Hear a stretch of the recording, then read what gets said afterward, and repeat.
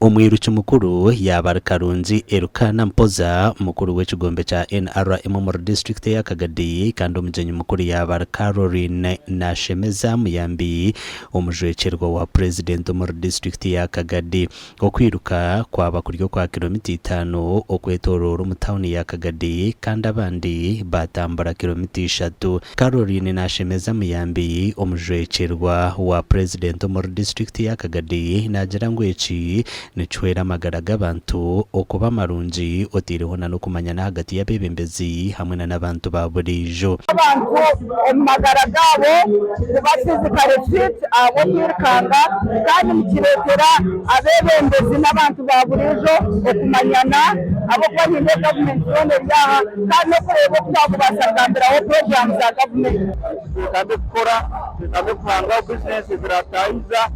kandi bagira inaremu yeitu kandi iri ruling party mwebale kugonza kakuta Yoweri Museveni kandi mbasaba abantu nyena tongere kumugonza tongere kumuhagira tongere kumuhuguru ube bwingi muno nuko nabene maiso no kukora ebirungi. Jennifer Chomuhendo Mbabazi umunyishenjero kazi wa district ya Kagadi kandi umwe mu batambura kilomita 3 nagira ngo kwirukoko no kumugasho munonga na munonga habakoza bari kusibo ma office bashitami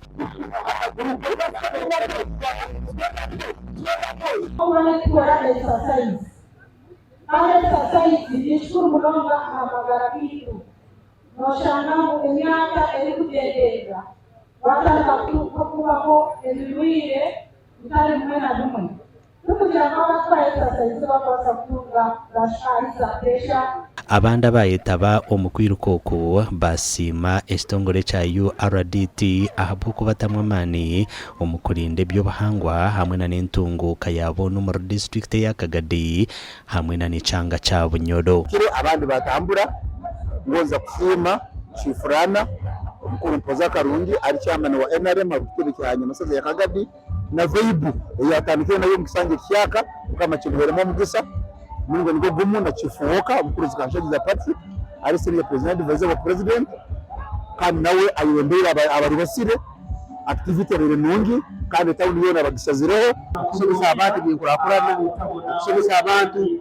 kwabe bundazi atika nyowe bikayire regime tubobuyire mu kusomesa abantu polisi zikitebe cyane amakuru agagasha kwa Thomas Tumwebaze.